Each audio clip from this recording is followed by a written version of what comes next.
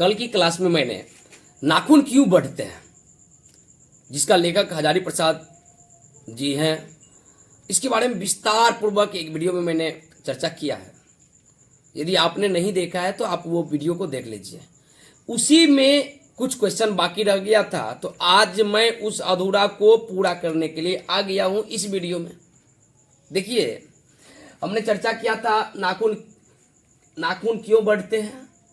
ये एक ललित निबंध है इस, और हजारी प्रसाद द्विवेदी जी इनके लेखक है। पूरा चर्चा हो गई थी।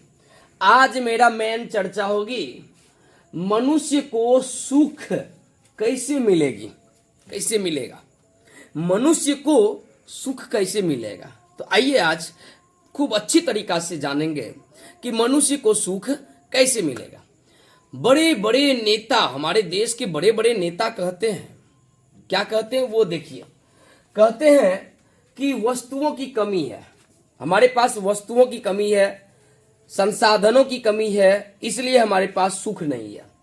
वस्तुओं की कमी है और मशीन बैठाओ, और मशीन बैठाओ, मतलब कि जब मशीन बैठा देंगे, हम ज्यादा से ज्यादा संख्या में मशीन बैठा देंगे तो ज्यादा से ज्यादा संख्या में वस्तुओं का निर्माण होगा और तब हमारे पास सुख प्राप्त होगी।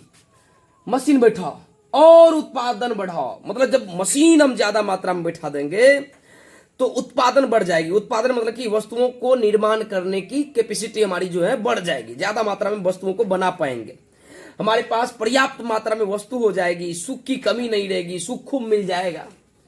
और इतने तो नहीं कहते हैं धन की वृद्धि करो, मतलब धन की कमी है इसलिए सुख नहीं मिल रही है, यानी धन जब वृद्धि हो जाएगी तब जो है ना सुख मिल जाएगा। बाह्य उपकरण की ताकत बढ़ाओ। बाह्य उपकरण, बाह्य उपकरण कहने का मतलब कि बाहरी उपकरण, जैसे कोई औजार होती है जो हमें सुख देती है, उसकी ताकत बढ़ाओ, बाह्य उपकरण की ताकत बढ़ाओ, तब जो है ना हमें सुख की प्राप्ति होगी। ये देखिए बड़ा बड़ा नेता कहते हैं, बड़ा बड़ा नेता की वाणी आपने सुन गया। बड़े बड़े नेता कहते हैं कि वस्तुओं की कमी है और मशीन बैठाओ, मतलब वस्तु की कमी है और मशीन बैठाओ और उत्पादन बढ़ाओ, ज्यादा से ज्यादा संख्या में वस्तुओं को बनाओ और धन की वृद्धि करो, ज्यादा धन की वृद्धि करो। बाह्य उपकरणों की ताकत बढ़ा दो, मतलब कि बाहरी जो चीजें हैं उनकी ताकत बढ़ा दो कि ताकि हमें अपने आप सुख की प्राप्ति हो जाएगी। लेकिन एक बूढ़ा बेचारे कहते हैं क्या कि सुख प्राप्त करने के लिए बाहर नहीं भीतर की ओर देखो।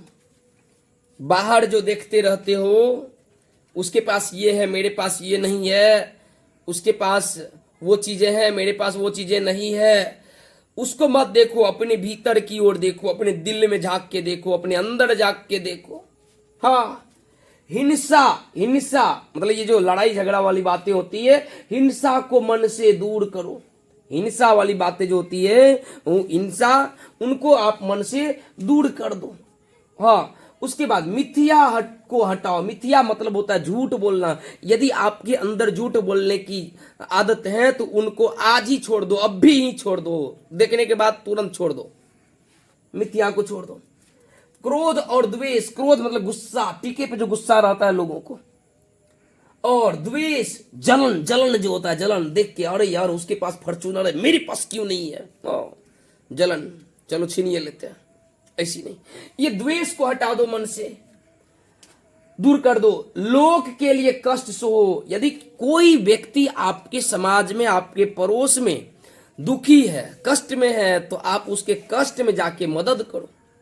उसके कष्ट से आप भी कष्ट हो जाओ, आपको भी कष्ट पहुंचना चाहिए और उसको दूर करने का प्रयास करना चाहिए। उसके पास सुखी है, खुशी है, तो आप भी उसके खुशी में जाके झूम लो।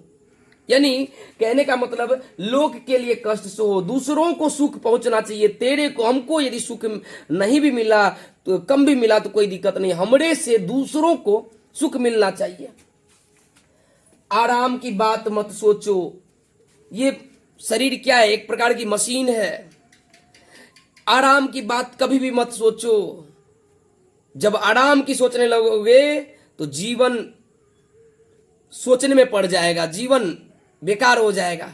कहावत है कि ठान लिया तो जीत है, अब मान लिया तो हार है।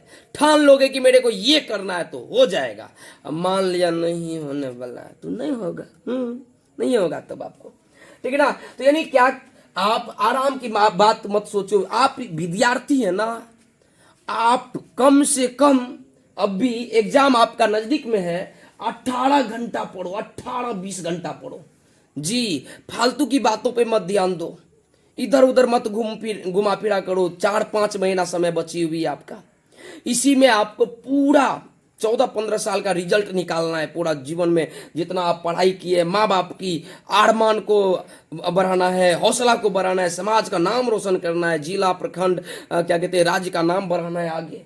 18 घंटा मेहनत करो। अब देखिए, आराम की बात मत कभी सोचो कि थोड़ा सा सो लेते, ये मत। और यार ये सोचो कि अब भी पढ़ना है मेरे को। अब और क्या, प्रेम की बात सोचो, प्रेम की बात, प्यार वाली बात सोचो कि प्रेम की बात, दूसरे से प्रेम से बात करो। ऐसा नहीं कि टिके पे गुस्सा ला पूरा देखेगा, ऐसे नहीं। पूरा प्रेम की, भाई कहाँ आए थे आप, पढ़ाई कैसे चल रही है, प्यार से प्रेम की बात। किसी के प्रति नफरत मत फैलाओ। आत्मतोषण की बात सोचो, आत्म संतुष्टि की बात। जितनी संसाधन है आपके पास उसी में खुश रहना सीखो। नहीं तो आज हाय बाप हाय बाप हाय बाप लगा रहेगा तो जीवन में कदापि सुख मिलने वाला नहीं है। ऐसा कौन कह रहे, एक बूढ़ा जी। काम करने की बात सोचो, हमेशा काम करने का, काम करने में शर्म नहीं होनी चाहिए। अपना जो भी कर्म है करो, सिर्फ गलत कार्यों को छोड़ करके, गलत संगतों को छोड़ करके अपने कार्यों में हमेशा लगे रहो। ये काम करने की बात सोचो। हमेशा पढ़ाई लिखाई का या जो आप रोजगार धंधा करते हो उस पर दिमाग देते रहो। दूसरे के बारे में निंदा शिकायत मत करो। उसने कहा प्रेम की, यानी बूढ़ा ने कहा प्रेम ही बड़ी चीज है। प्रेम जो है ना सबसे बड़ा चीज है जीवन में, क्योंकि वह हमारे भीतर है। प्रेम जो है ना हमारे भीतर है। हाँ, उछरी निकलता पशु की वृत्ति है, उछरी निकलता, इधर भटकना उधर भटकना, इसके बारे में ये बोलना वो बोलना, इससे झगड़ा फंसा देना, ये उछरी निकलता पशु वाली लक्षण है, ये पशु वृत्ति है। और स्व का बंधन, स्व मतलब होता है अपना, अपना बंधन, अपना का बंधन, स्व का बंधन मनुष्य का स्वभाव है। मनुष्य का स्वभाव है अपना बंधन, स्व का बंधन। यानी पूछ देगा एग्जाम में कि मनुष्य का स्वभाव क्या है, तो अपना बंधन यानी स्व। स्व यानी ये बूढ़ा जो है, ये बूढ़ा और कोई नहीं था, ये हमारे राष्ट्रपिता यानी बापूजी थे, जिसका नाम गांधी जी, महात्मा गांधी जी थे। बेचारे की बात किसी को अच्छा लगा कि नहीं लगा, एक सिरफिरा ने इसी बात पे गांधी जी को इस संसार से अलविदा कहवा दिया, ठोक दिया। तो यानी ये गांधी जी का कहना है कि प्रेम सबसे बड़ी चीज है जो हमारे भीतर है। सबों से हमें हमेशा प्रेम करना चाहिए, स्व का बंधन अपना के चलना चाहिए कि हमें हमारी सब अपना है। काम धंधा जो आती है उस पर दिमाग लगाना चाहिए, कभी आराम करने की बात नहीं सोचना चाहिए। ये इस प्रकार से हमें सुख की प्राप्ति हो जाएगी। फिर अगला जो आपका चैप्टर है नागरी लिपि, नागरी लिपि का वीडियो मैं कल अपलोड करूंगा।